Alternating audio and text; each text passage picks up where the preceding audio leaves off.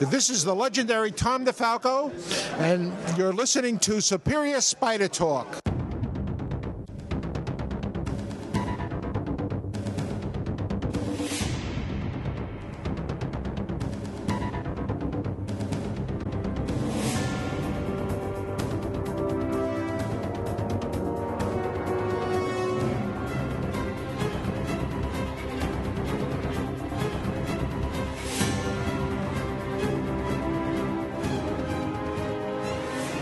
Hello, and welcome to the Superior Spider Talk. My name is Dan Gavosden, and I'm the editor of SuperiorSpiderTalk.com. And I'm Mark Chinacchio, the editor of the Chasing Amazing blog. Thanks for joining us for the 35th and final episode of Superior Spider Talk. Really? We'll get to that, Mark. We'll get to that. Okay. In the meanwhile, we hope you enjoy this podcast and that it provides an intelligent conversation between two fans and collectors as we hope to look at the Spider-Man comic universe in a bit of a bigger picture.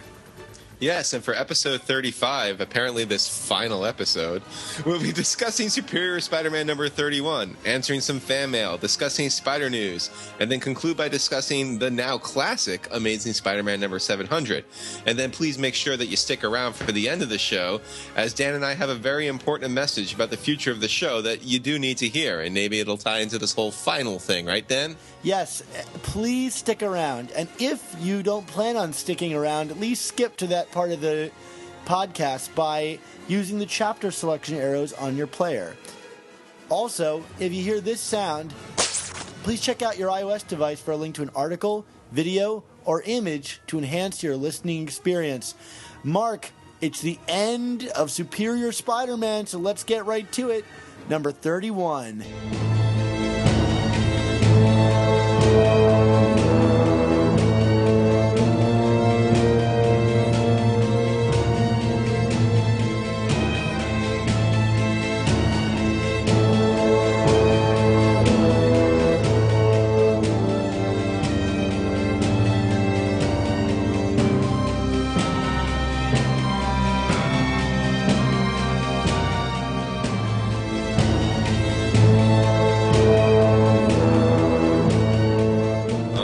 Dan, Superior Spider-Man number 31, and this is coming on the heels of the last episode where you and I had a difference of opinion on Superior Spider-Man number 30, and I gotta tell you, Dan, after reading 31 and then kind of putting it in concert with 30, because I do feel they're even though it's all part of Goblin Nation, they're kind of two parts of the same arc for the most part, this return of Peter Parker. I now find myself pretty much agreeing with everything you said last episode.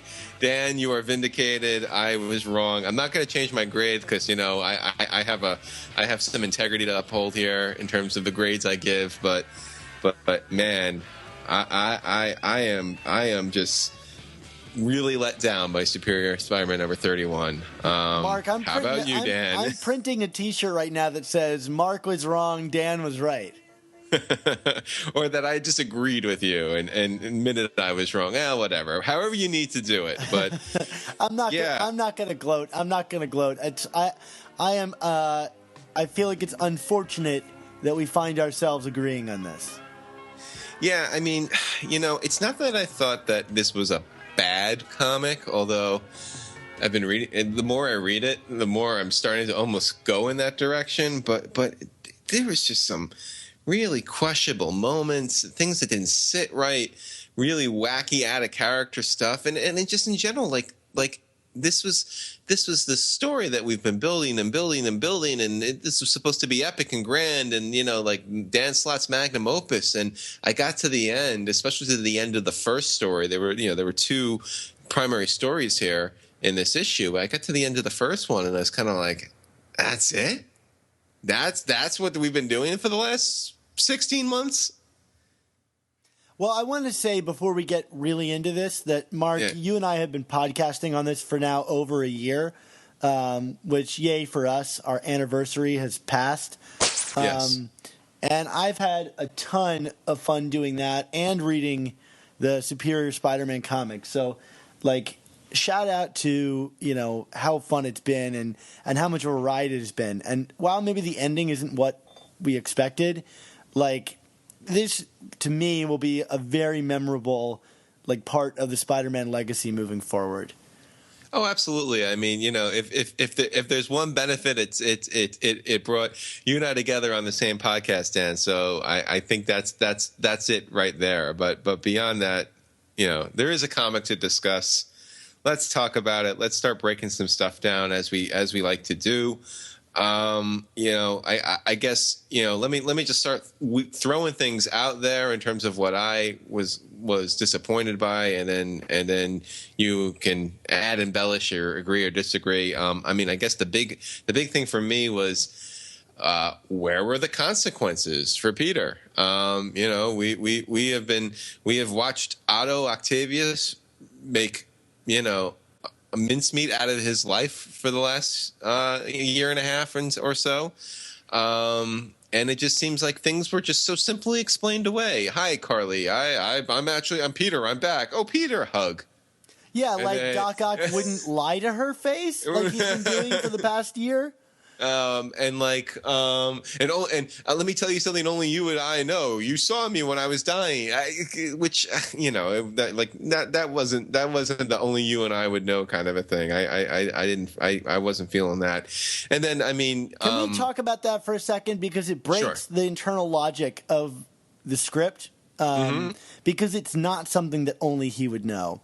Because if Doc Ock has all of the memories of Peter Parker in him that he was able to use to restore his own memory from reliving Doc Ock's life, the only reason Doc Ock has those memories is because Peter forced him to relive them before his own death. So the only reason that Peter has those memories is because he got them from when he was reliving Doc Ock's life in the Mindscape. And the only reason Doc Ock got them was because Peter gave them to him. So it's not – Doc Ock would know about it. He's not the only one who would know about it. It just doesn't make internal sense. And even now, just talking about it to you, I'm tying my tongue and brain into knots. Yeah. There's a lot of that in this issue, Dan. So let's distribute it. So then the next instance of this was Miguel O'Hara. Miguel's ready to choke him out, and it's just wait, no, I was switched with Doc Ock, and his, he was glibly responds, yeah, that's just stupid enough to be right. Let's go. And it's oh, come on, man. Is anybody going to give a crap? And then I don't even think he explains it to the Avengers, but I guess, the Avengers who were ready to arrest Spider-Man last issue just were oh, well, you're back on the team. Great. And it's what? You know what I mean? So it's it goes two ways here. The characters, there's no sympathy, there's no anger, there's no incredulous, no one is acting like that's ridiculous. And it's also Peter. This is a traumatic thing. He's been dead for the last however many months in this book that have taken place. And he's just kind of all right, everybody, it's cool. I'm back. All right, I got the next round of drinks. Spider-Man time. The tone is just all over the place. What is this book? What am I reading right now, Dan? Is this Spider-Man? It makes me wonder about what the relaunch book is going to look like, because I worry that it's going to be very happy and peppy and not deal with any of this stuff, because they want people to pick it up after the Amazing Spider-Man 2 movie and not be mired in this continuity. In which case they should have ended this earlier and not bloated it with these Venom arcs and things like that. Choose it one way or the other, because the appeal to this book, for me and you, I know, has always been, wow, this is a referendum on Peter Parker. Wait till he gets back and proves and has to deal with all this stuff, and in the process proves how much better he is at this. Now, we're not writing the book, so, and that's fine. I don't ask to write the book. But a lot of this book has been built on that idea. We're waiting to see what happens with the Black Cat, which seems to be one of the only things that's really going to have an effect on the status quo going forward, except for a couple other little things, little minor things. But Yeah, it was really bothersome, and I wonder, like, it's really odd from Slott to just kind of wipe this under the rug because it's only to his benefit as a writer to have this stuff. One, it's a ton of storylines he can go into and character moments he can explore, but it also completely removes the legacy of the Superior Spider-Man book if it doesn't mean anything.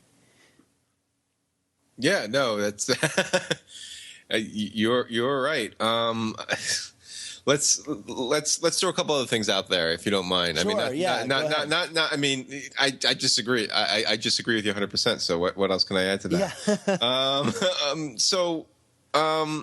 Okay, so here's the other thing, and you and I talked about this last episode, and I kept kind of saying, well, let's see what's in 31, but so no Otto at all, which I just so what we got in Superior 30.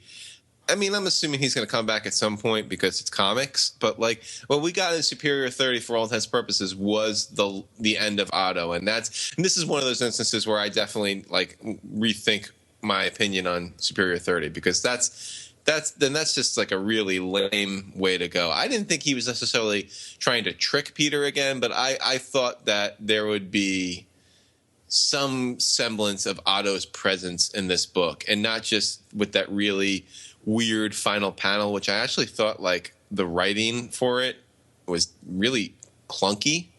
Like it was just a couple of words, like, oh, someone did die today, but like the way it was semantically written, I was like, ugh. Like it lacked polish, for lack of a better term. Yeah, I agree with you there. I like the thought, but it's kind of odd because it's like he forgot about Dr. Octopus, and then seeing Anna Maria, this woman who's been duped by him, crying, gets him to realize, someone did love this person. Okay, that's kind of a nice thought.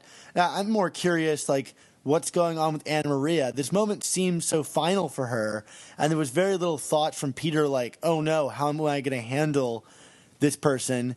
Instead of lying to her or something, is he going to deal with this, or is Anna Maria out of the book now? I don't know a reason for her to be out of the book because as far as she knows, Peter's fine and she can go back to being with him. Yeah, I mean, and I think she's a great character, and I guess. Well, this is an instance where they got to walk on carefully, not in terms of how they approach this, because this could turn out to be really silly and stupid very easily. This whole it's Peter, but it's not the Peter that Anna Maria thinks, but he's trying to be the right thing, and I just see something being very sitcom-y and kind of out of that. Did that make sense? Yeah, I just get the feeling that she's just going to be swept under the rug. I don't know what I have to base that on, but for some reason, how about the last 31 issues of Superior? No, but yeah. But I just kind of feel like this was it for her. That was her exit moment. She made her thematic statement and then left. And I don't know. I'll be interested to see if she comes back because for some reason I feel like when she's not going to come back. But I have nothing to base that on. So who knows? Maybe she's the return of who in the solicitations. Yeah, right. I think that's actually going to be Ben Reilly. That's my theory, that the who is Ben Reilly. But oh wow, it's, I guess another universe Ben Reilly and setting up Spider-Verse. Yeah, although we're going to be setting up this second person bit by the spider thing too, apparently. So we'll get to that at some point. Yeah. Okay, so that's interesting. So let's talk about the Spider-Man Green Goblin fight. Separate from the Green Goblin reveal, I just thought the fight was kind of weirdly paced, not a lot of build. It felt rushed. It was uninteresting. It wasn't oh, this is the Goblin fight to top all Goblin fights. I mean, we were joking about how in New Ways to Die, at least at one point Spider-Man cracks Norman's skull against the wall. There was nothing like that. I mean, I guess the added thing was the Goblin serum injection, but the whole thing with I'm going to come after you because Anna Maria can take care of herself felt really what? Where did this character beat come from? Like, where are we pulling this from? Well, Like, this is kind of one of those things where, the Spider-Man book, like the Superior Spider-Man book, is about a mind swap, right? So all the differences between the characters need to be expressed from a character point of view because they look, for all intents and purposes, identical, except for maybe some like gestures and the way they dress themselves. It's the same guy. It's Peter Parker's body. So, like, to know that Peter Parker is back, it needs to be really distinctly and definitively Peter Parker. And I think there are moments in this. I really loved the making fun of his bag moment, and the reaction from the Goblin when he suddenly realizes, oh, like, this is very clearly Peter. I thought that was a real highlight of the Superior era. Like, it was a good character moment. But, like, this moment with Anna Maria, like, I don't know that I've seen Peter be... Like, I mean, he's been written all different ways throughout the years, but, like, to have a definitive Peter Parker moment, like, that moment, that seems like something Otto would do. And it doesn't say to me, oh, Peter is back 100% definitively. I'm not saying, like, Otto is still there, but, like, it's not a striking, like, wow, this is such a change of character. He just has a couple new jokes. Well, especially coming from a character who just one issue earlier was lecturing Otto about you do the right thing and you think and you act first and you think later and like I don't know, I would think like leaving a woman on the roof tied up that's about to a building that's about to blow would the priority would be saving her, not apprehending the Goblin. But yeah, right. So let's speak about this fight too, and it's hard to really get into this fight without talking about who's under the mask. Can I backtrack with you for a minute? Though? Sure. Like you talked about the line with the handbag, and it's funny. Like I have a mixed reaction to it because it's like you're right. It was a fun moment, and like it probably was the really only one true moment that defined this Spider-Man as Peter versus Otto in this issue. I mean, there were a couple others, but that was like to me like probably the clearest delineation. But then it kind of, and Dan, like, we have not podcasted about modern Amazing Spider-Man, so but like something that I talked about pre-Superior a lot on my site is like I just kind of get a little irritated by this like. The modern interpretation of Spider-Man is like, well, who is Spider-Man? And it's always like, well, he's quippy. Because, like, I feel like he's more than that. You know what I mean? He's bigger than that. And there was, like, a part of me that was like, oh, that's fun. And then a part of me that kind of groaned because it was like, yes, we're back to this again where it's like, what's the defining characteristic of Spider-Man? It's, he tells jokes. Well, I mean, I agree. I agree with you. There have been people that have overdone that, but, like, we didn't get a lot of jokes in this. We got one, maybe two jokes. You're right. I think it was just the timing and the play because that was like that was the moment where it was like that. Like how does Green Goblin know it's the original Spider-Man and not Otto? And it's like because he told a joke. And I guess that's probably the easiest way to do it. So that's probably why they went there. Like how do you get into more of the kind of finer points of character? But it's a look. This is in the grand scheme of things. This is such a minor quibble, but it was like it's the setup of are we about to kind of going back to what you were saying with the reboot. Is this going to be a series again that's just like jokey Spider-Man for 32 pages a week, a month, and I don't know how I feel about that. I guess it's maybe a bigger problem for you than it is for me because I've always thought there's been a pretty healthy balance. I feel like when it's time to get serious, I feel like this book under Dan Slott is taking things seriously. You're probably right. This is just a little hang up of mine. Anyway, that's fine. But let's go back to what you were building towards more with the fight and talking about or seeing if we can do it without talking about the reveal or. Well, I mean, one of the things that like the fight begins with as soon as he realizes that it's Peter, is that the Goblin turns tail and like runs away, and Spider-Man comments that he's yellow. Since when has the Goblin been like, especially with the Goblin serum enhancements, been a chicken? He's always gone toe-to-toe with Spider-Man, and that seemed like an odd characterization to me, and I was immediately thinking, oh, well, then maybe I'm wrong, and it's not Norman Osborn. But guess what? It's Norman Osborn. Yeah, I mean, I guess because it's, he wasn't prepared for the original Spider-Man, so he needed to regroup. I mean, again, this is me no prizing it, I guess. But no, you're right. And can we talk about this reveal? Let's talk about this reveal because, I was right. I don't know how happy I am about that. As I say, I guess, well, you were right. And, I have been saying to some degree, like, after I got past Vin Gonzalez, I've been saying, like, it's got to be Norman, but with a catch. There's a condition. It's not 100% him under the mask, which is what it is. But I don't know, man. There's just something about what they did where it just really felt like the worst case scenario. Like what would have been the most uninteresting reveal that they could have done, and they did it. Oh, it's Norman Osborn with plastic surgery?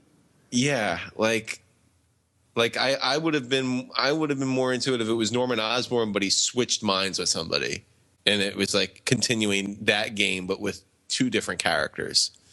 Yeah. You know what I mean? Like, or I don't know. Or Norman Osborn from an alternate dimension. I don't know. You know what I mean? I don't know that I would have liked that more. I mean, I think here's the thing about this. It makes logical sense that Norman Osborn would do this to himself after, how publicly disgraced and recognized he became.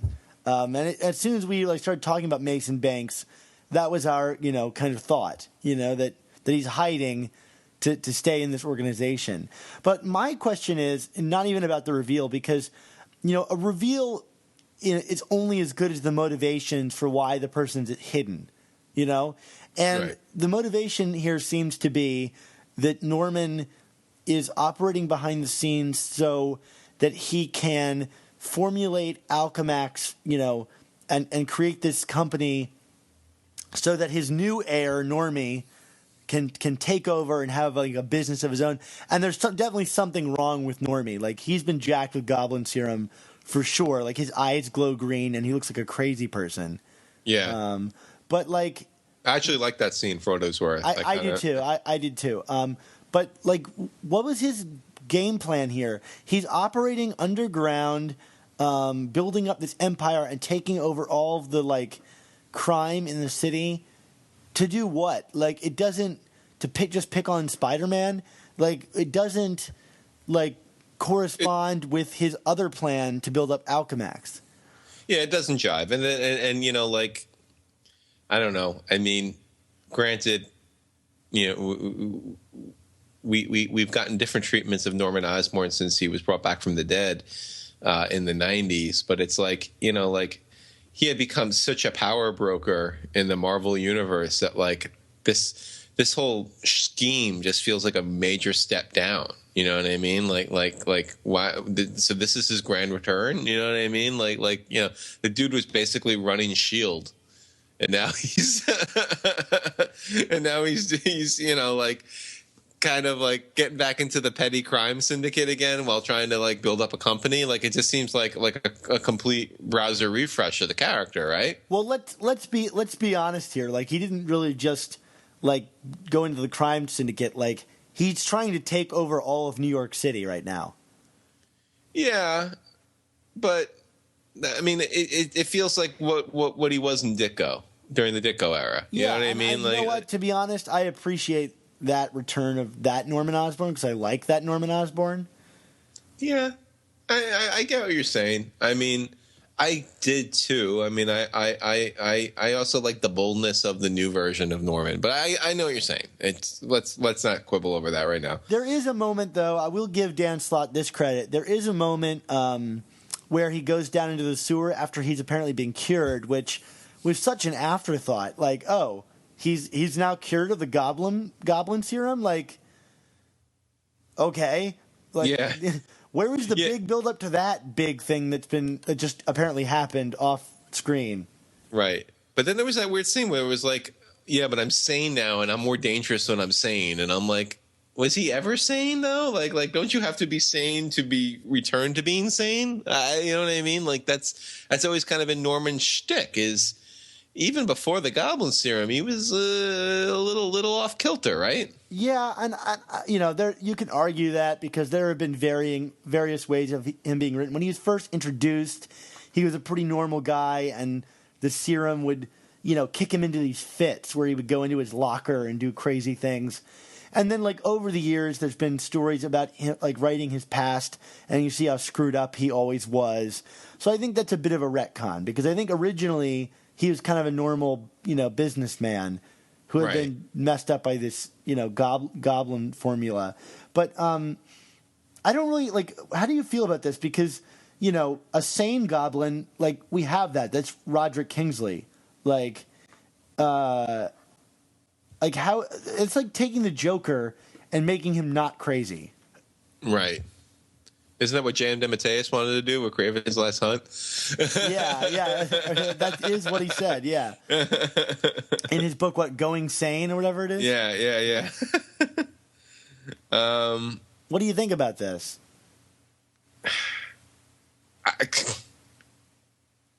Say the question for me again. I'm not trying to be an idiot. So... Like, what do you think about sane Norman? Like, is there an interesting story there, or does that rob him of what makes him interesting? I just don't know what... Because the thing is, like, it's a paradox, because it's like, well, I'm sane now, so now I'm going to be even more calculated and evil. You know what I mean? Like, that's kind of like where they leave you. It's basically saying, he's not going to have his big showmanship. Like, he's not going to...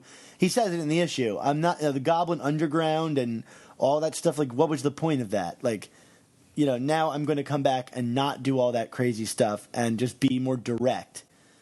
So then he's going to be head of the Thunderbolts again. Yeah, I guess so. without the scene of him, putting on the mask and blowing up the base, but that's what we like Norman for. I like the mask. That was brilliant. I love that. Warren Ellis, God bless. What about the curing thing? Like, hold on a second. Where did Peter Parker have the time to whip up mini spider bots? Well, he carried him around in his underwear during his dead period. Yeah. At what point does Spider-Man become Iron Man? Like, yeah. I mean, plot hole. I just don't know. I don't know. Yeah. Oh man, we're sounding so negative. Is there anything we could talk about just to break this up that we liked? What about Common Coley? Yeah, I did like Common Coley here. I mean, for the most part, you? Oh, absolutely. I thought I felt the opening visual of him holding Anna Maria, the Goblin holding Anna Maria, looked great. Yeah. Anything with the destruction of, like, New York City, I thought was really detailed and beautiful, and I think that's where Common Coley, like, does his best stuff, when he's allowed to, like, fill in the background and all the little details. Yeah, I mean, his people still are a little off. Yeah. Right. Like, I mean, and even like his Mason Banks. I almost call him Norman Banks, and maybe we can call him Norman Banks now, since we know it's Norman Osborn. It's kind of like, I mean, I felt I was looking at, like, the WWE pro wrestler Sheamus or something, with the way the face. I don't know if you know who I'm talking about, Dan. I don't, but I have a very unique image conjured in my mind. Okay. Maybe you could throw that up in the iOS. I will have to do some research. So Common Coley's people are still a weakness, but yeah, his cityscapes and, like, his costume, his action and costumes remain great. Yeah, but one thing I want to say, and I think I've finally come to a conclusion on this, because I've always said that his stuff works better digitally. Mm-hmm. And I think it's because I was doing a lot of thinking about this. It's because it provides you a limited view of the comic, so you can really look at the little details in his work. And I think his layouts, they don't really allow for easy reading, or, like, it doesn't allow your eye to, like, flow through the page like Ramos's stuff does. So I find myself looking at Ramos's artwork longer than I do Common Coley's. So I feel like I rush through his books, and that and that doesn't help Dan Slott's plotting, because it's so quick and so busy. that when I get the small things, I really appreciate his stuff more. Because his images are like really layered and dynamic. Like there's that shot of like when, Peter is, and 2099 are going towards the building, and you have the Menace kind of flying in, and you see the edge of her glider and her foot. Like that was a great image. But sometimes I just skip past it because the way the panels are set up doesn't allow for me to like notice those things. And maybe it's just me being a fast reader, but sometimes the layouts just feel rushed to me. I mean, I don't notice, but I'm one of those crazy comic book readers that like focuses more on the text than on the art. So yeah, well, I'll leave that to you because you're probably better at that than I am. But yeah, I don't know. And one of the other things that the colorist does to like make up for Kamankole's kind of like need for detail, and when he can't provide it, is he has a lot of these backgrounds that are just kind of like gradients, and they just kind of feel hollow to me. And the colors in this before like Peter like goes and fights the goblin and the day is dawning, which I really liked. I liked this kind of change in the dawning of the day, and I thought that was a nice thematic touch. But the nighttime stuff feels like really otherworldly. It's like these weird green colors and things like that. And I thought it really like didn't ground this issue. It always felt very bizarre to me throughout this whole story, these kind of nighttime colors that have been used in this book. Do you have a feeling about that? No, not really. Not really, no. I can't say that I do. Well, it just hits me in a certain way that didn't really work.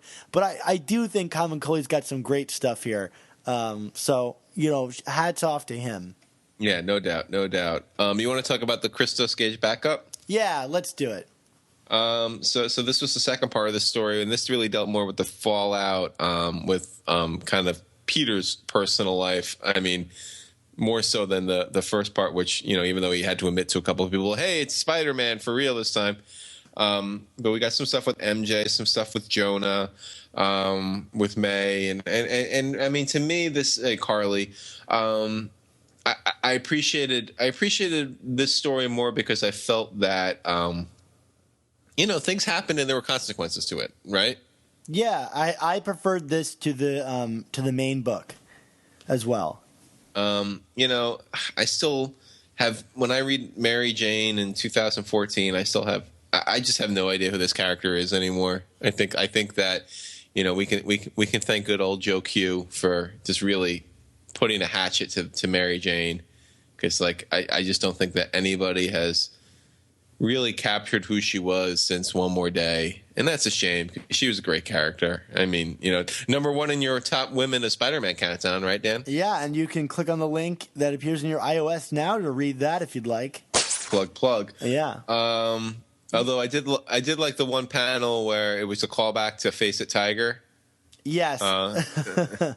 But yeah, I mean, but the Jonah stuff was good, and we were kind of predicting this. But it seems like out of everybody in the entire Spider-Man universe, I mean, J. Jonah Jameson suffered the worst consequences, which this seemed a little weird, right? Although Carly is going to need a serious makeover.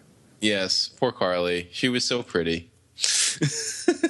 With her color-changing hair and... Yeah, sometimes she wore glasses and stuff. Can we get a Carly slide whistle, Dan? There we are. Yeah, but no, I mean, so it sounds like Carly is gonna get out of town. Yeah, and unfortunately, I think this might be the last we see of Carly as she exits the book. Now, I don't want to get into crazy speculation here, but we were talking about Return of You Know Who, and I was kind of struck by a Gwen Stacy name drop in this section. I think I missed this. What are you talking about here?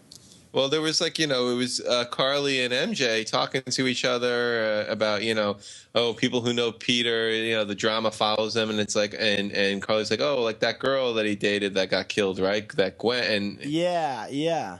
And I'm like, they're dropping Gwen in here. Like, I mean, not for nothing. We haven't heard much out of Gwen Stacy in Spidey comics now. I mean, maybe this is just Stan working Gwen in because of the movie. Yeah. which is totally possible. Well, it's also a nice callback, I thought, too, to the Right. history of the book. It did happen. It was a really monumental experience. And I think we always tend to focus in these books on Peter's experience of it. But, like, Gwen was their friend, too, Right.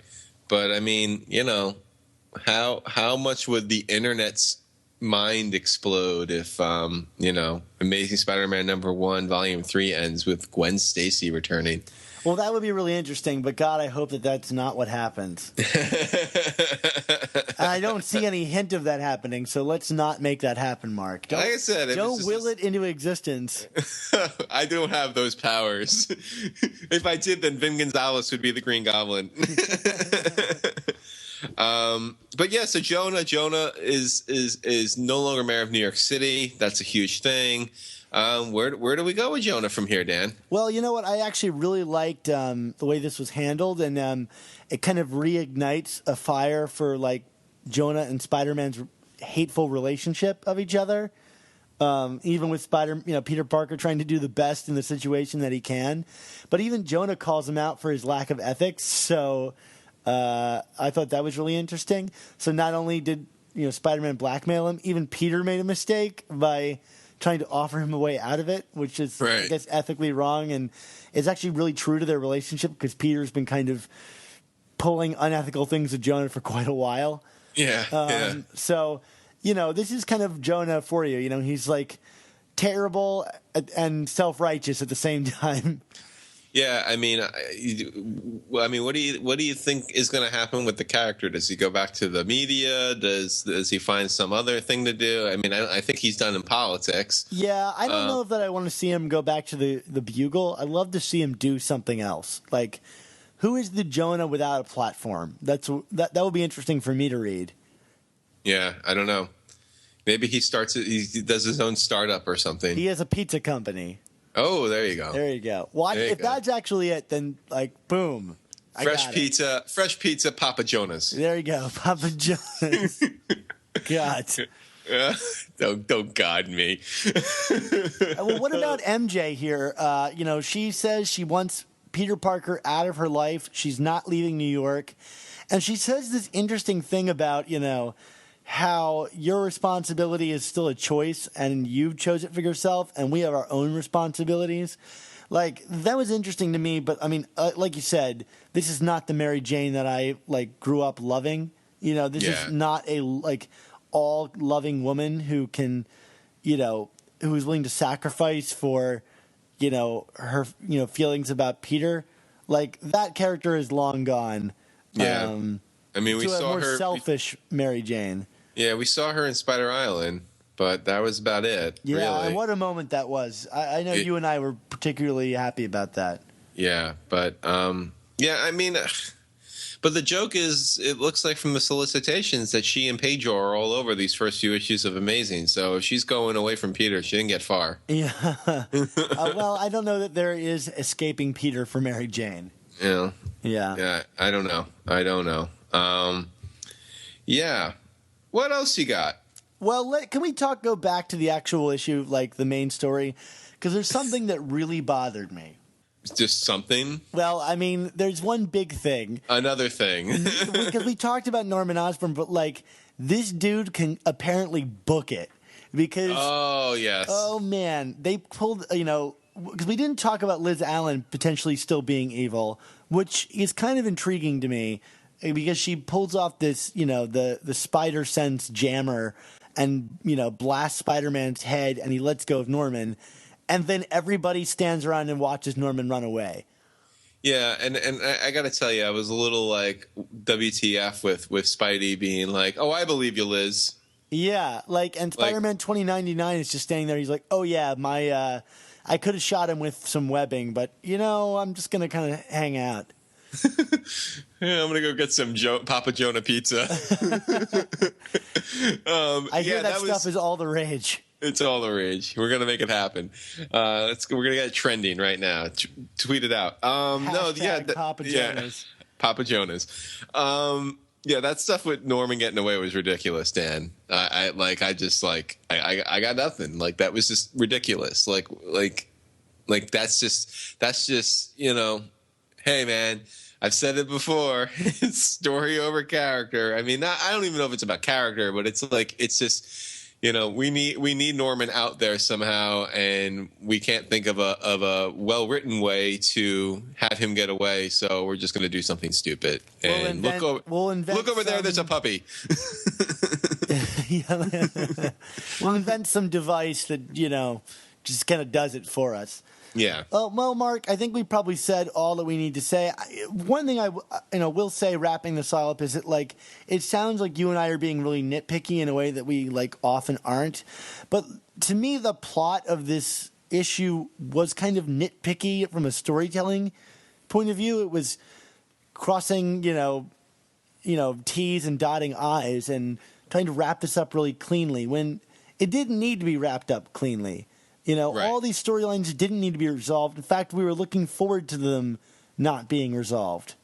And it didn't have to be neat and tidy, but if you go too far out of your way to be neat and tidy, it ends up feeling even messier, if that makes any kind of sense. You know what I mean? It's it's just because then you have to contort things from a plot standpoint or from a character standpoint to make it work to what you want the new status quo to be. And he did that last issue too, and I defended it because I was like, well, I didn't want to read a story about Peter with amnesia, and I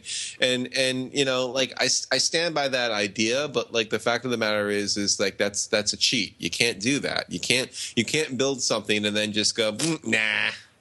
And that's what this is, and that's why I feel we are being nitpicky. It's not that we want to just sit here and rip all over Dan Slott and Marvel and the Spider-Man universe. We want to love this stuff. And we've loved a lot of these issues on the road here. So, that's really just kind of what I want to end. I'm still excited to read Spider-Man and find out what's going on in his world. And I know that we will get to good stories again.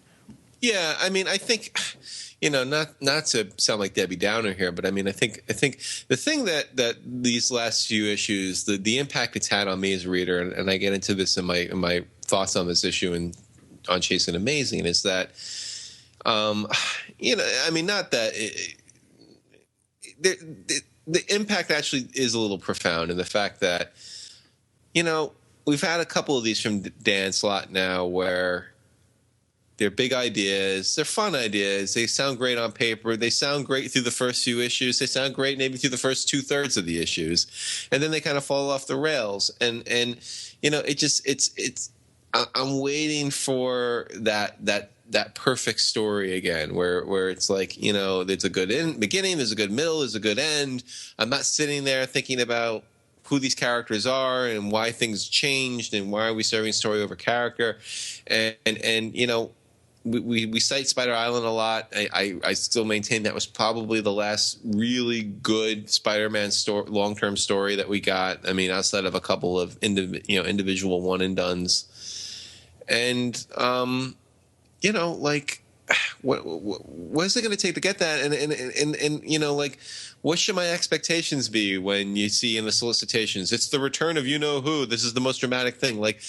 Can I count on Dan Slott to come through for this now? Can I count on Dan Slott for Spider-Verse to be anything more than just one big showboat of all these different Spider-Men from different universes? And I think we will get some good stories again, but it's kind of fool me once, shame on me. What is it? Fool me once, we don't get fooled again. I'm sounding like George Bush here, but you know what I mean. It's at this point, it's going to be very hard for me to have that kind of blind investment as a fan emotionally.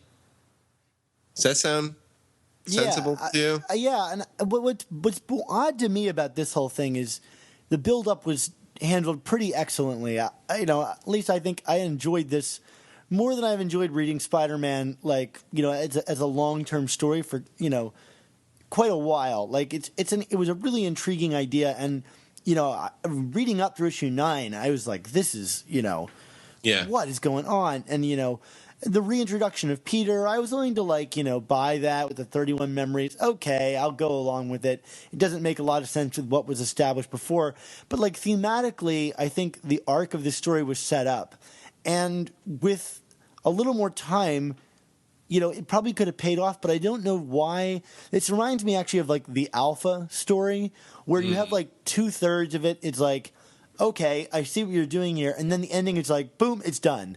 Like, why this need to rush through the most important part of the story? And the one question I want to ask as we leave Superior behind us is, I'm asking like myself, what am I meant to get out of this story overall? We talked about how, and we've always talked about how this whole story was a referendum on what made Peter Parker the best Spider-Man, and that every issue was a comparison of Doc Ock, to Peter. Like, he was still present in the book because we could compare him to Doc Ock. But now that he's back, like, what is the big difference between Peter and Ock that allows him to defeat the Goblin? Like, what is the difference between the two of them that I meant to take away from this? Because to me, he didn't do anything there was no big cheer moment at the end of this for me to go, yeah, that's Peter. Like, what was it? Doc Ock overused his spider bots, so he was negligent? Like, because Peter Parker uses the spider bots to beat the Goblin anyway. Like, what is it? Like, that Peter Parker could flip and throw a boomerang knife at Anna Maria and Doc Ock couldn't? Like, I don't buy that. Like, what is it that makes Peter Parker special? This story does not sell it to me, and that's what all of Superior's been about selling to me. And like in issue 26, where he's like, I'm going to come back with all my memories that have been hardened. I was ready to believe it. Where is that Peter Parker moment? Why is he better than an Otto? And this is coming from me, like a guy who loves Peter Parker more than any fictional character there is. Like, what is it? What is Peter Parker's? Prove it to me, Dan Slott. Yeah. Well said, Dan. Well, okay. So what's your grade, Dan? I'm going C-, but I think, that has a lot to do with the backup and the art, and that I think things in this are genuinely like, there's good plot beats here, but like, I don't have any emotional connection to this at all. Yeah, I'm right there with you, Dan. C- for me, too. Well, this is the most downer of an ending of one of these we've ever done. But let's move into our comments and emails, where we're likely to get people saying how much they like how positive we are on Superior Spider-Man. Let's do it, Dan.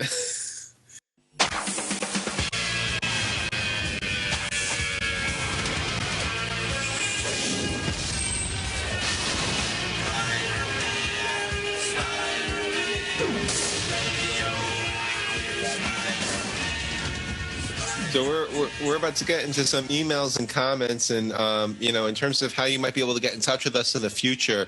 Again, teaser, please stick around for the end of the show. But for now, let's read some of the comments we got from iTunes. All right, the first one is titled Superior, 5 out of 5, and it's by Catalina8989. It's a lot of Catalinas out there, apparently. Catalina says, it's safe to say when it comes to Spidey, these guys know the difference between a cha-cha and a waltz.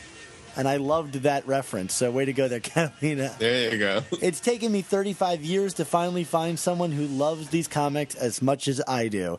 And with a reference like that, I'm guessing you really love these comics, Catalina. Thanks for writing in. Excellent. And this next one is from Metal Avenger 1134. So maybe it's like Iron Man in disguise, leaving us a comment. It's very, very subtle, Metal Avenger. Metal Avenger. It's amazing. The comment title, amazing and superior, 5 out of 5 stars. These guys continue to put out the best podcast in iTunes about Spidey. Thanks, guys. You make my trip to work every day easy. One of the best comic book podcasts on iTunes. It's a show with guys who actually read Spider-Man comics. They have great insights and opinions. Superior Spider-Man is coming to a close. Can't wait to see Pete back at the helm and behind the mask. Well, we're right there with you, Metal Avenger. The future seems bright for your desires. There we go. Before we move on to our emails, we'd like to say a special thanks to James Maston, who donated money to the show. It costs us a lot to keep this show going, and you can always help us out, pay to host the show and for our equipment, and really just to, keep us and our spirits up and going. And you can donate always by going to SuperiorSpiderTalk.com and clicking on the Support Superior Spider Talk button on the front page, and it will take you right to the PayPal form. And you can throw us some of your hard-earned money our way, and we'll be eternally grateful to you. So, James Maston, we thank you for your support of the show. Let's get to some emails, right there, Dan? Yeah, take it away there, Mark. All right, this first one's from our good friend Tom Aiello, and he writes in, what do you two see as the first appearance of the black suit? So Mark actually told me something interesting today that I didn't know when we were discussing this question earlier. So Mark, can you tell us the history of the release of the black suit issues, like why this might be a debatable question? Okay, sure. So from my understanding, and if they're granted, this is a guy who didn't know what a no prize was, so take it with a grain of salt. My understanding was that when Secret Wars came out, the miniseries in 1984,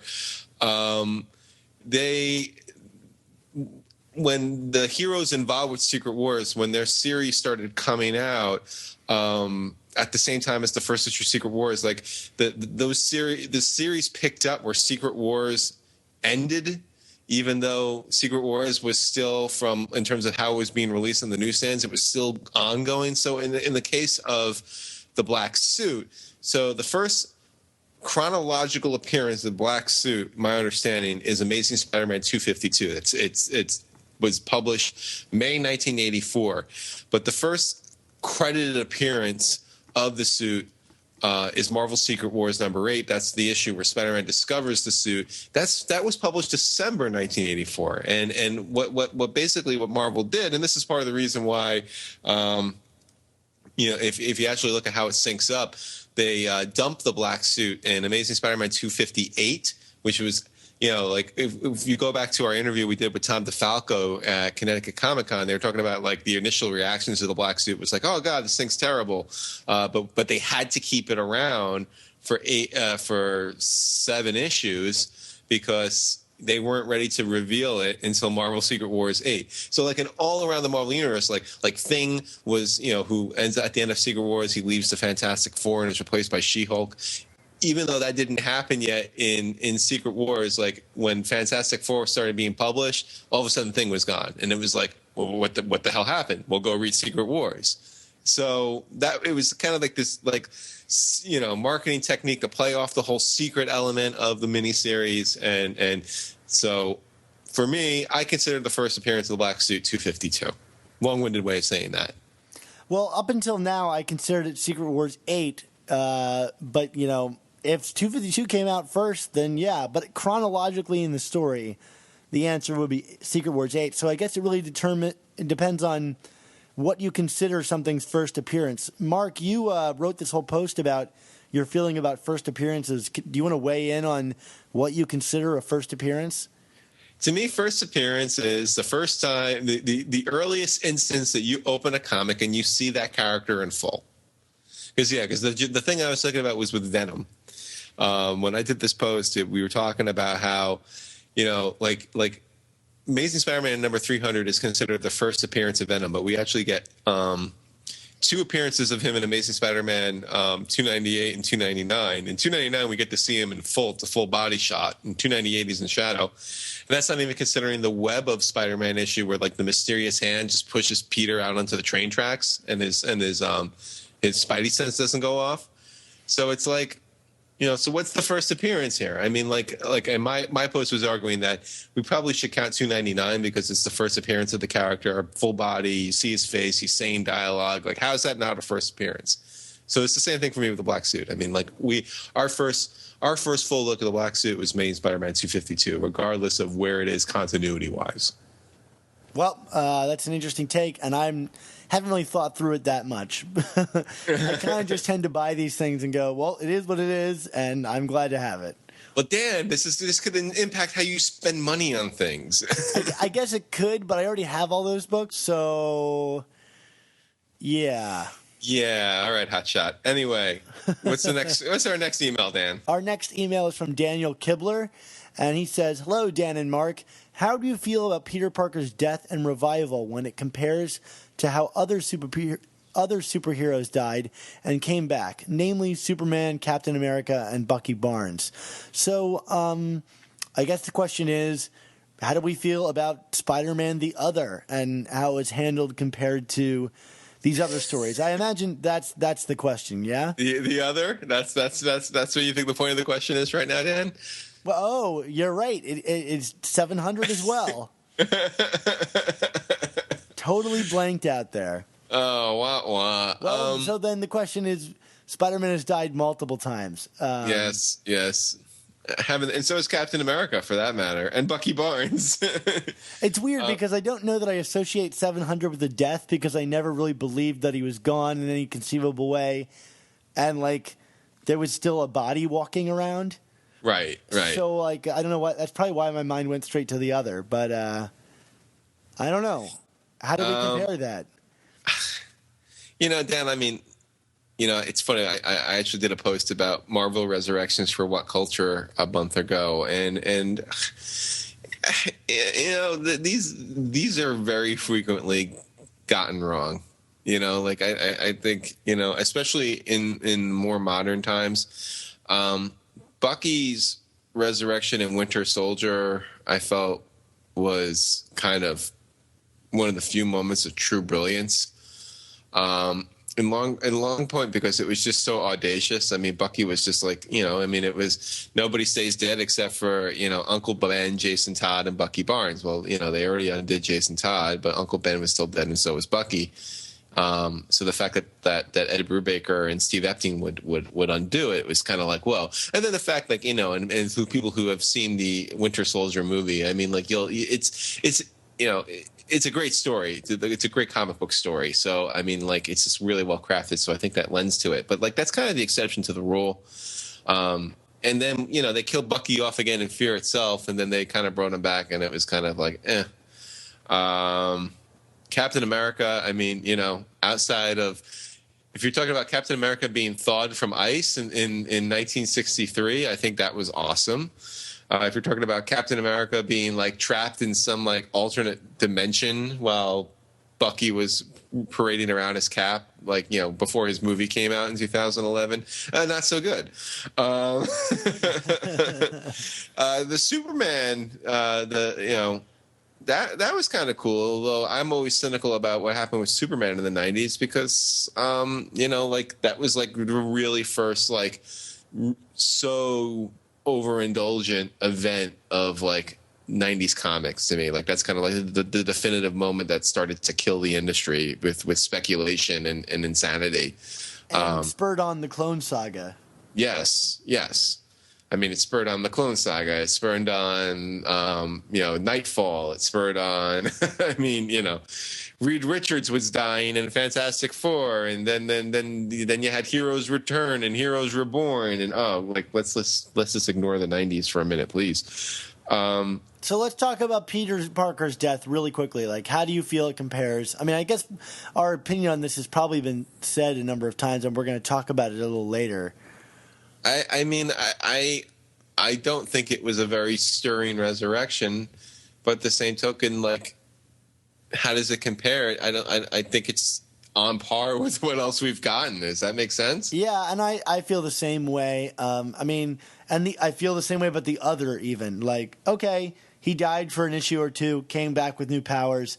I'm not overly surprised about it. Like, I like Moreland as a villain, but I thought the other was kind of a clunky story and kind of bloated. Yeah, I will pluck out your eye, Dan. Yeah. Well, I mean, on the other token, we have Zach S. who writes in, and he actually has something to say about Straczynski. Why don't you tell us about that email? Yes, Zach says, I am a huge fan of J.R. Straczynski's run up until Skin Deep and Sin's Past. The rest was rubbish. But my favorite Spider-Man from Spider-Verse promo was the future Spider-Man of that run. I always oddly liked the peacoat look. Anyway, my question is, what do you guys think are the most overrated Spider-Man stories? And conversely, what are the most underrated? Well, I'll take it away here. All right, take it away, Dan. This might not win me any fans, but in terms of overrated, I tend to think the death of Jean DeWolf is a bit overrated. Boo. No. Hiss. Mark, do you want to counter me on this? No. Give me your spiel, Dan. Yeah, I don't know. I just like Jean DeWolf, always kind of an undercooked character. Like she had this crush on Spider-Man, but we don't know much about her. And yeah, the death was interesting, but like, you know, and Peter David's writing was novel at the time, but to me, like, and especially reading it in context of that run, the darkness of that story kind of comes out of nowhere. And, you know, the villain is not totally memorable.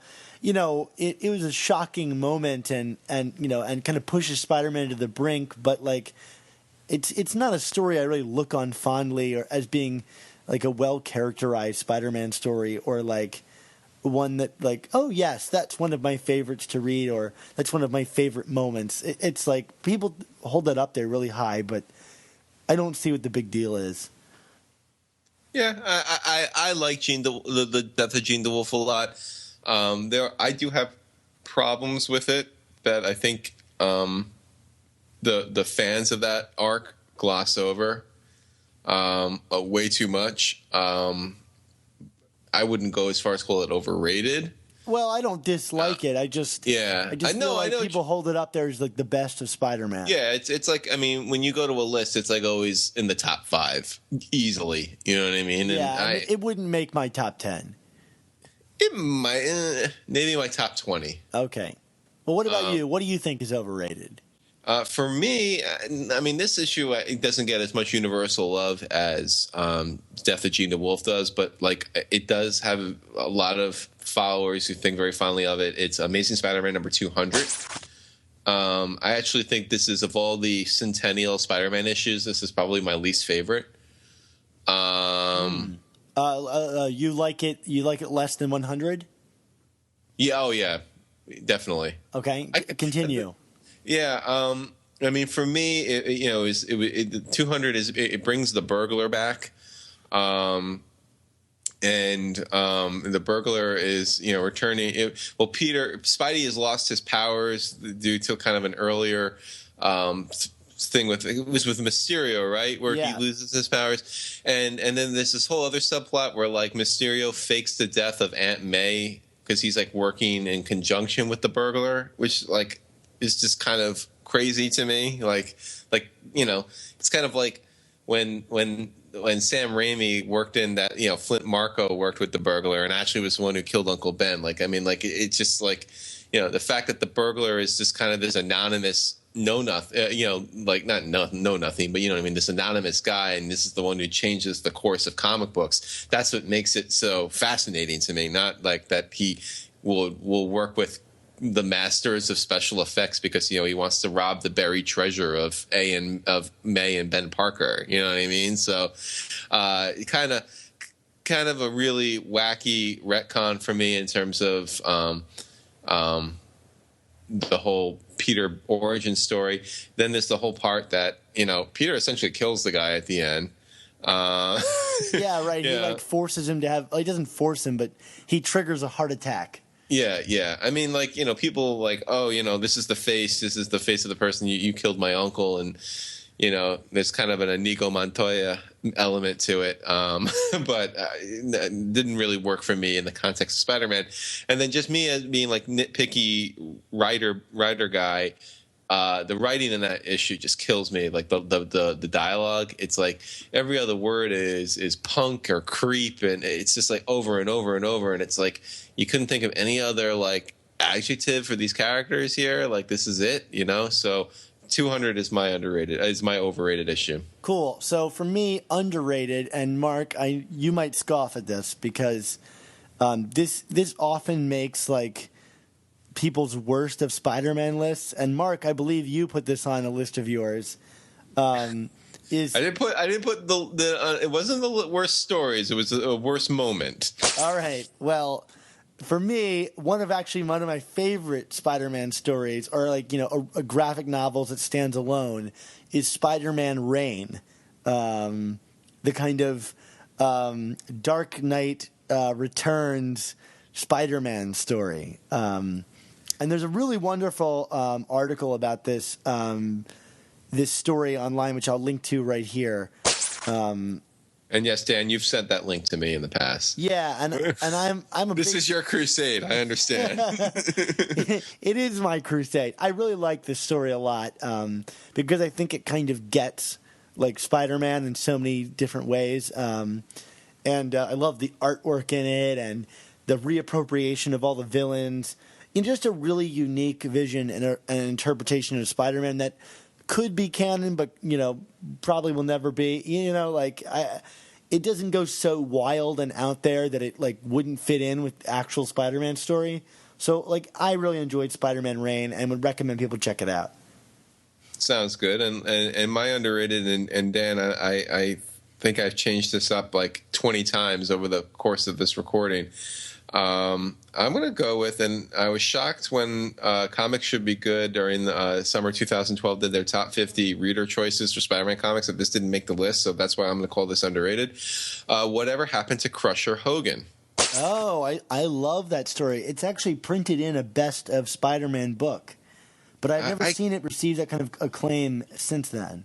Yeah, I know that book you're talking about, but I mean, again, I agreed. Like to me, this is kind of like the magic of the DeFalco Friends era in like one nutshell. It's just this great one and done story that looks back on a character that you may not even thought about from the Ditko years. That like. But they just breathe such life into it, and like it's fun. Yeah, people like kind of criticize like Manslaughter is kind of a lame-o villain, but like I adore this story. It's one of my favorite. Like I would, when we're talking about top 10 or 20 or whatever, I mean this would very easily go in my top 20. Maybe not top 10, but like this is it's to me this is like like the run of Spider-Man comics, man, when you went from Stern to DeFalco, like that was just like so great, right? I mean, like, is there a better era of Spider-Man comics than that? I can't think there is, although I like the beginning of Straczynski's run quite a bit.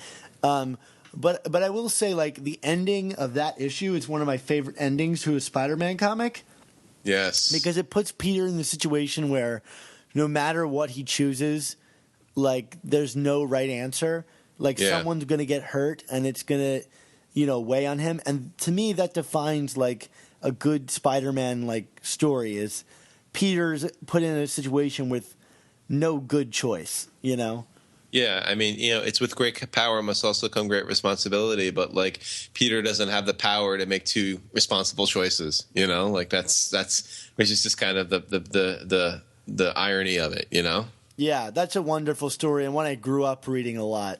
Yeah, so that is my underrated choice. Well, great, Mark. Let's get into some of the news for this week.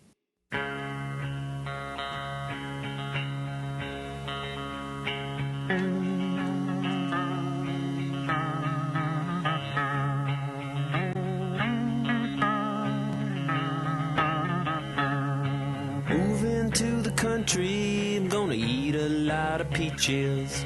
I'm moving to the country, I'm gonna eat me a lot of peaches. I'm moving to the country, I'm gonna eat a lot of peaches. I'm moving to the country, I'm gonna eat a lot of peaches. Yeah, the big news, I mean, it's really just one item. This will be interesting to keep an eye on when the issue actually drops the last Wednesday of April. But Amazing Spider-Man #1 per Diamond Distributors has already surpassed 600,000 pre-orders, which would pretty much place it as if they actually sell these copies and then some. I think it's the best-selling comic of like the last 10 years at least, right? I mean, I know the Obama issue, which was like 580,000 it sold. I thought I've seen some places call that the best-selling issue of the 2000s. So I don't know if something has surpassed that since 2010. But Yeah, so Amazing Spider-Man 1 is getting some real love here from, at least from the retailer side, huh? Yeah. Well, now to let listeners in on this, like, that's just pre-orders. Like, that's not actual sales. So, a lot of times these stores will be given deals where, in order to get a specific variant cover, they have to buy like several hundred of the book in order to get that variant cover. And they can sell the variants for much higher prices. So it might be worth their while to order more books than they actually think they can sell in order to sell those variants. So, these books might just fill up shelves. Now, like that. hopefully not. And, but, now Spider-Man's selling just over 100,000, a book. Can the market swallow 600,000 Amazing Spider-Man #1s? Who knows? Yeah, I mean, I have no idea. I mean, I can tell you outright that Alex Ross variant, like, I keep like checking out my my little online sites to see if there's a way to pre-order that thing. Is that cover is beautiful. I'm guessing that's probably like one of the. Yeah, it's probably like a 1 in 50 or 1 in 100 or something, which means it's probably going to cost a pretty penny to get. Yeah. I'm looking at the variants too. For me, it'll be more like if they're there and they're reasonably priced, or I can make a deal with my comic shop, who usually gives me deals on variants, because I, am his Spider-Man guy. So, I actually bought a bunch of Superior 31 variants, and oddly enough, don't have a regular covered Superior 31. I went to my local comic shop and got my weekly pull, and in my box was a variant cover. Well, it was just. Speaking of the Obama issue, there's double covers for that. Do you own both of those covers? I own a couple. I don't own. I got that during my subscriber time. So the initial comic that I own is the regular cover. Yeah, of me too. It sent me the one with Ladies on the Prowl. Yeah. Peter and the Cougars, right? So are we both missing the first print Obama? Yes, I have like a second or third print Obama cover. Wow, I was a little embarrassed to admit this to you. I don't have the first one either. Well, but you have a first print of that issue, so I do. So to me it counts, like it counts, Dan. I don't know, man. Look at us with these holes. Do not. Now that I'm so damn close to owning the whole thing without the annuals, don't move the bench, the goalposts on me, Dan. Don't move. I might just. If we're gonna start talking about like dual covers, then I might just get up and quit on you. Well, Mark, thinking about Amazing Spider-Man #1, let's move and go now to talk about the last official book in our collections. Amazing Spider-Man #700.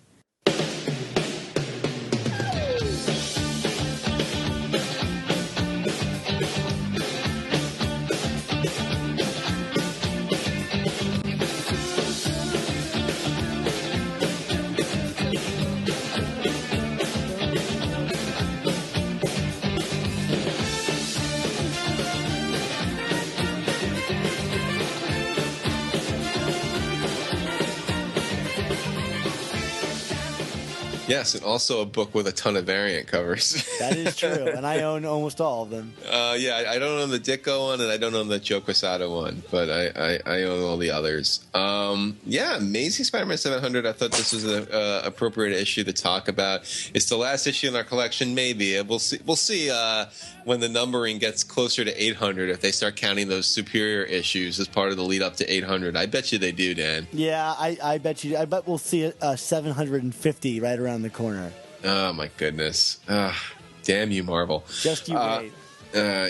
So good thing that we collected Superior, right? So Amazing Spider-Man, the comic that started it all or ended it all, I guess. We started this podcast a couple of months after 700 dropped, so we never really gave it a proper review. I don't even know if I ever gave it a proper. I talked about it on Chasing Amazing, but that was kind of when I was more in my like high philosophy days of writing about comics instead of actually just like trying to put opinions to them. I think it's a good story, but not a great one. I think it tries to be more epic than it actually pulls off. What do you think about it, Dan? I think I'm a little bit more favorable of it than you are, because I know your problem with the ending of it, and I don't think I am as sour on the ending as you are. I think this is a really fun comic, mostly in just how it operates like a grand epic Spider-Man comic, where he's going to get, that real triumphant, moment, and it hypes readers up, like so big, to think, oh my God, he's gonna be able to turn the table on Doc Ock and get out of this. And like, even if you were to like skip ahead and open the last page of the book and see like Spider-Man standing victorious like over, Doc Ock, you might think, oh yeah, that's the big hero moment. Like, yeah, Spider-Man won in the end. But it's got that twist to it where it's not what you think, and everything is backwards. And I really like that it continually psychs you out. I don't think I've ever read a comic more nervously than I read this comic. Yeah, no, that's a great way of putting it. And I actually remember because it came out. Well, it was the day after Christmas, right? It was December 26th, I think, was the drop date, because I was at my in-laws' house, and I was still home subscribing at that point, but I was like, I got to read this damn comic because. Jesus Christ, Peter Parker. Jesus Christ, it's Christmas. No, but seriously, like Peter Parker's gonna die. I need, it was already spoiled for me because, duh. And I remember like driving up. My in-laws are up in Lowell, Massachusetts. So I the nearest comic shop to them was in New Hampshire. Oh, nice. So it was a 30-minute drive. I went there and I grabbed the copy, and I got home that night. I'm sitting there on the couch and I'm reading, and yeah, like I just felt nervous reading the whole thing. Like, oh my God, so I got what's going on? Oh, this is crazy. Oh, you know what I mean? So yeah, on that end, totally bought into its premise. 100%. Well, Dan Slott was saying he's going to ruin all of our Christmases, and I'll tell you, like, my Christmas was spent like sweating over this. Like, what is going to happen tomorrow? Yeah, which makes me sound crazy as like a 27-year-old, but like, Yeah, I mean, I don't know if it ruined my Christmas, but Yeah, no, my Christmas was still great, but like, this was the thing I wanted to do. Like, yeah. So in terms of like what really worked for me, like more specific scenes, like we get another Peter kind of in the Mindscape dream sequence thing. I thought the Tim Harrison callback was just brilliant. I loved how Peter's clothing changed to represent all the different decades of Peter Parker that we've gotten. Yeah. I mean, I will say at this point, the whole Mindscape gimmick had kind of been used a few times by Dan Slott, and so like it kind of lost a little bit of its freshness. I mean, like he still incorporated elements like you were talking about with the clothing and the characters that were there that made it different, and thereby I still liked it. But I have read some comments about that scene. And not from the typical internet trolls, but very thoughtful comments about, well, why are we doing this? Like I feel like we're hitting these same beats with Dan when it comes to Peter. But for me, it worked.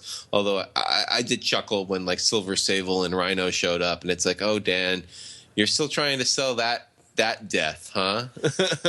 but Mark, that wasn't heaven; it was his mind. So, oh, that's right. Yeah. You're right. Sorry. Yes, I'm sorry. Because again, people care about Silver Sable and Ends of the Earth.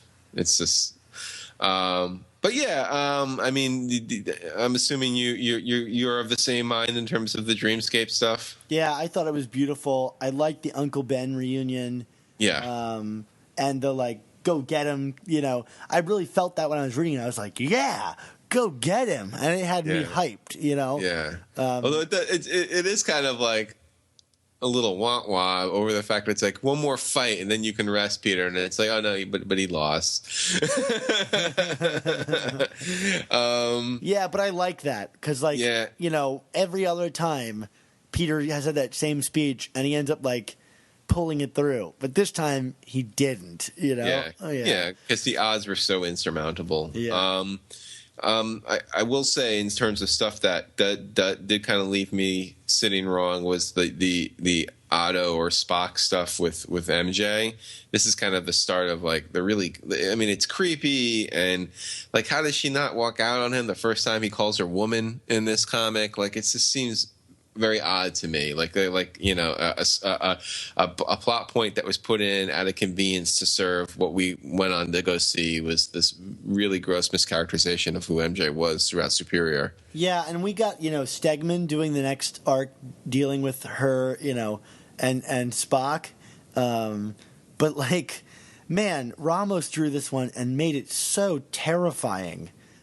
Peter looks like the most sadistic person on Earth in this book. Like the dark shadows and like his kind of, cackling smile. I was like, oh my God. Like, when people were afraid of the whole MJ rape thing, but for good reason. Like, this book was creepy.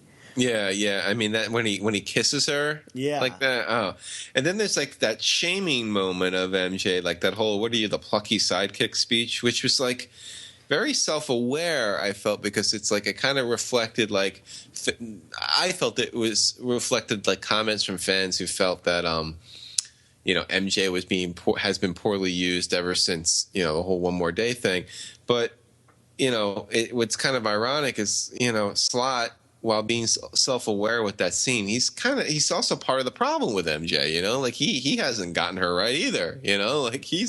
He's been off base with MJ since Spider Island, as we keep saying. Yeah. You're not going to get a disagreement from me. Yeah, I did like the Doc Ock, where Peter is Doc Ock, Carly stuff. I thought that was a pretty strong scene.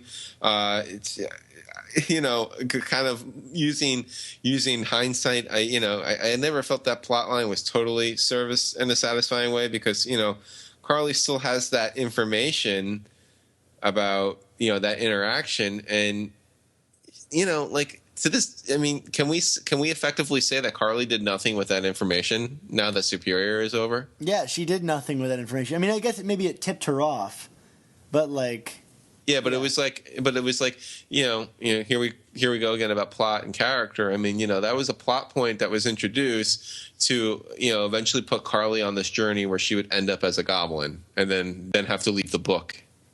You know what I mean? That's the net result of it. And I felt like having Carly be the one who was kind of the first to be clued in on something was up here, that had potential to go to some really interesting places. Well, at least if you were a person who liked Carly Cooper, which I think for a while you and I both did, right? Yeah, I still like Carly Cooper. I think, I put her as number 6 on my list, plugging my list again.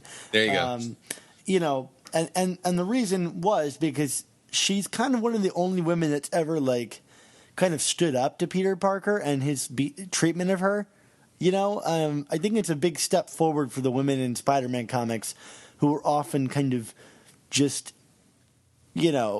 waiting around to feel the results of Peter Parker's actions. And you kind of see some of that actually in issue 31 that we talked about earlier. But when she finds out that Peter's been lying to her, she's not like, oh, good, thanks for telling me. She's pissed off that Peter hasn't told her. And I think, yeah, that's an appropriate reaction from someone. So I like her for that reason. So I still like her. I think you're right.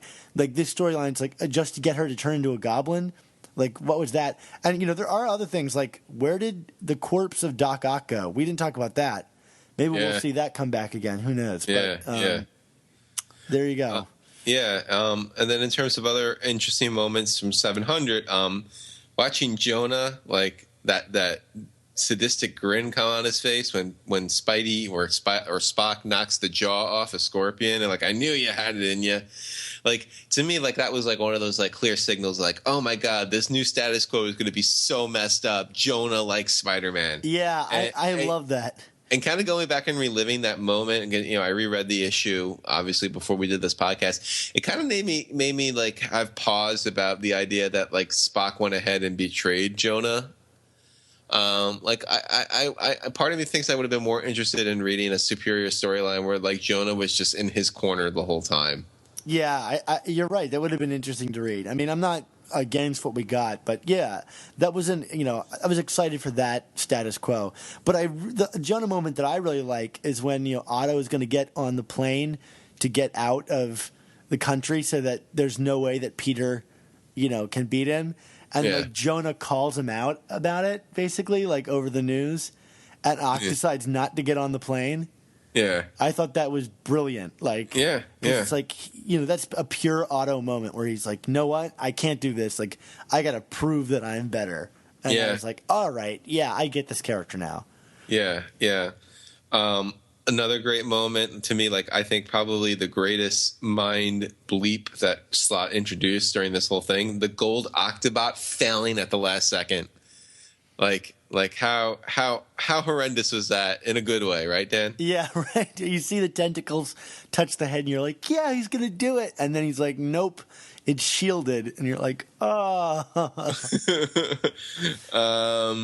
But yeah, I mean, to me, part of what sours my view on this comic that, and we've talked about this in the podcast in the past is just how the story ends. I feel that the whole transfer of memories / Otto promising to honor Peter's memory and be a superior Spider-Man, it felt really rushed and without the appropriate build. I said this in my post the days after I first read this comic. I still maintain rereading it and having reread it other times since then. Like this is, and when we talk about Slot's pacing issues and rushing to the finish and rushing over the important parts, I feel like this is kind of on display in this issue. Yeah, I mean, like how all this stuff works out, did have ramifications for how the memory stuff would work out in these issues and our understanding of that, which I don't know about you, but I'm still not clear on how any of this memory stuff works. I know Slot says that he told it to an 11-year-old and the 11-year-old got it, but I have real doubts about that. But that's one hell of an 11-year-old, man. Yeah, this 11-year-old. Send this 11-year-old to Harvard or something right now. Because is that where the great comic book writers go? Harvard? No, just comic book interpreters. Oh, I'm sorry. Yeah.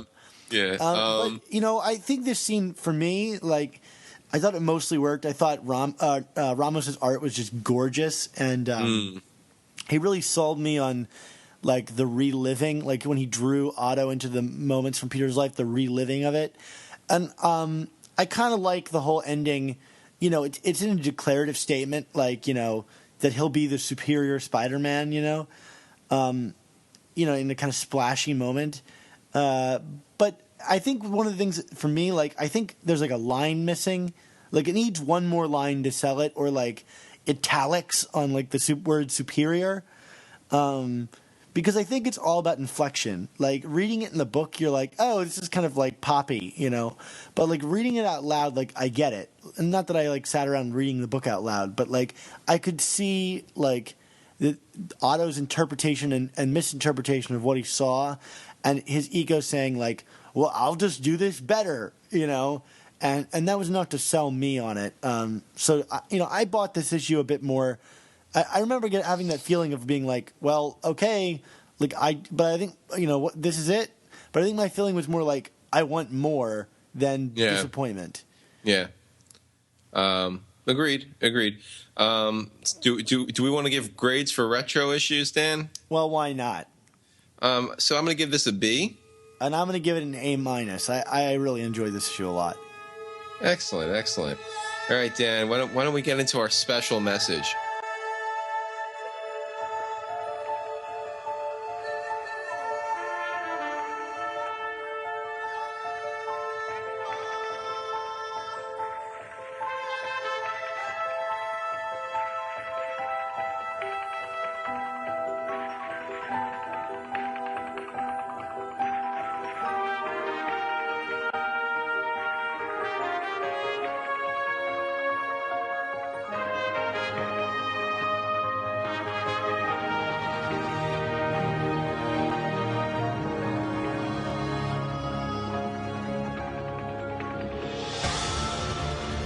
Hey, Mark, did you hear about the all-new Amazing Spider Talk #1? What? You tell me more, Dan. It's a #1 issue, which means everybody needs to listen to it.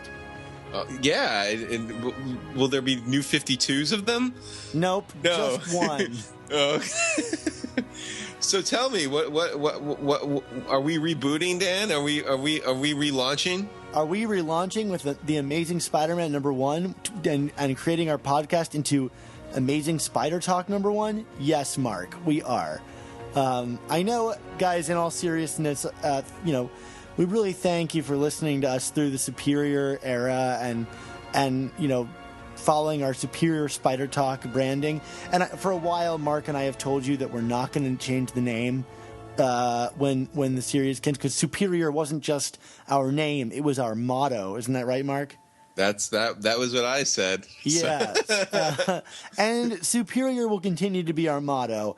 But there have been some technical things that have come up surrounding our host to the podcast that we've been using. And they're kind of taking a little too much control over our work and limiting things that we would like to do with the podcast. So we need to move away from our host service to a place that we control. But there comes a downside to that, in that we have to leave this podcasting feed and migrate to another. So Mark and I met, and we had a unanimous agreement that not only will we be migrating to a new host, but we're going to change the name of the show to Amazing Spider Talk. So you've heard it here first. Amazing Spider Talk is the new name of the show, but there's a downside to that, Mark. What's the downside?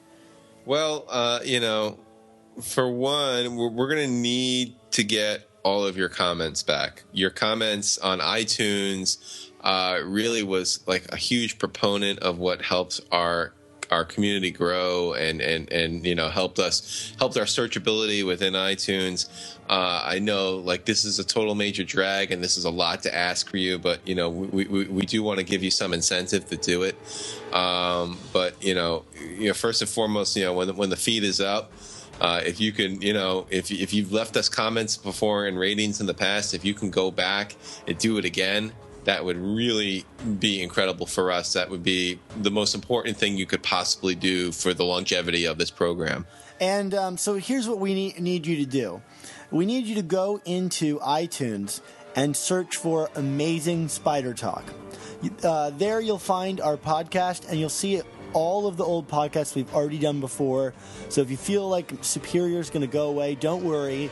Everything will be there. Just subscribe to that new feed, and you'll see all of our names and information there. Leave us a comment. We need to get back up in our comments again. But here's the deal. If you leave us a comment by our first show of Amazing Spider Talk, you'll be entered into a random drawing for a free digital copy of Amazing Spider-Man Family Business. Yeah, that's a $24.99 value, Dan. So that's something to squelch at, right? Yep. So we'll do it at random, and who knows, we might throw a couple other things in there for you as well as some secondary prizes. But think about this: you're going to get your own copy of Amazing Spider-Man Family Business, and you're going to help us out by reviewing the show. And again, we can't thank you guys enough. But not only are we changing the name of the show, there are a number of new things that are going to be coming to the show, such as giveaways of digital comics and possibly artwork, a lot of contests to get free content for you. And with control of our work might become more specialized things like listener-requested podcasts and all that kind of stuff. But the one thing I really want to announce today, Mark, we've been kind of holding this secret for quite a while, is that we have a brand new logo for the show. So if you look down at your player right now, you'll see our new logo. So, Mark, do you want to tell us a little bit about this logo? Well, this logo was provided to us courtesy of the amazing generosity and artistic talents of Ron Friends and Sal Buscema. This was something, when Dan talked to Ron at Baltimore Comic-Con, all the way back in October. Yeah, I mean, the seeds for this were first planted. They just gave us, their time and like it's gorgeous. It's amazing. I mean, like, I'm stunned that there are people in the industry that would do something like that for us. I mean, like Ron Friends is like, gold for life, and Sal too. Obviously, I mean, I don't want to belittle Sal's efforts in this because he's gold too. But I mean, I know Ron really kind of took the reins from you on this, Dan, and obviously thanks to you, Dan, for putting this all together for us. Yeah, well, I'm really excited about it, but I also want to thank Ray Sumser, who did the coloring and the lettering on it. It's really beautiful. I hope you guys enjoy it. It should help us usher in a new era of amazing Spider Talk. Number one, please, if you can go and subscribe, we don't want to lose you as listeners. Go find us on iTunes or go to my website, superiorspidertalk.com, and you'll see all of our episodes there. If you're one of the people that's listening to us on Podomatic, we apologize, and we hope that you can come join us over on another service. Yeah, and when you do come and join us in 2 weeks, our first episode is going to have some really good stuff, right, Dan? We're going to have our review of Amazing Spider-Man #1, Volume 3, and also our thoughts on the Spider-Man Family Business graphic novel, which was surprisingly very good. Not to spoiler our review. I might not agree, maybe. Oh, well, that's true. And then we're going to give you a classic issue. In this case,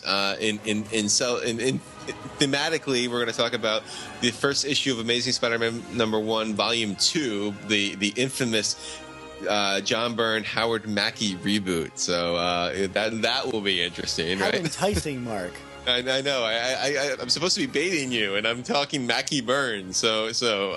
But we promise we'll have fun things to say. Great. Well, I think it's time for us to wrap up the show.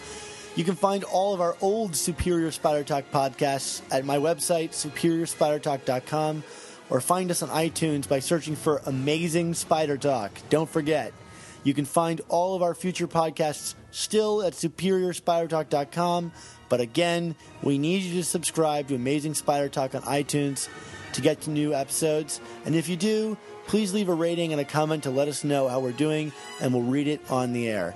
And if you have any opinions on these comics or any questions, you can email them to us at our new Gmail account, amazingspidertalk@gmail.com. And of course, we'll address and read them on the air. Also, be sure to check both Dan and mine's Facebook pages. Dan's site can be found at facebook.com/Superior Spider Talk, whereas I can be found at facebook.com/ChasingAmazing. Both are really great places to keep up with us in between shows. We put articles that we've written, share each other's news tidbits, all that great stuff about that Spider-Man universe. And of course, we put information about how to get in touch with us. And I'm sure over the next couple of weeks, you'll be hearing a lot about Amazing Spider Talk on both of our Facebook pages, right, Dan? Yes, absolutely. We're going to be blowing the internet up. We'll see what's left. Yes, and Dan, where else can we find all of your goodies? Well, you can follow me on Twitter at Dan Gavosden, or follow my website at SupSpiderTalk. I think we've done enough plugging here, Mark. Tell us where we can find you on the internet as well. Yes, once again, Chasing Amazing Blog, www.chasingamazingblog.com, at Twitter, at ChasingASMblog, and find my other writings on Comics Should Be Good, Gimmick Are Good, and WhatCulture.com. Mark, as will always be our eternal words leaving the show, we consult a dear friend of ours. Is this the friend who said, "I vow to be superior"? No, the other friend, Mark. God. Ah, yes, our other friend, our friend who said,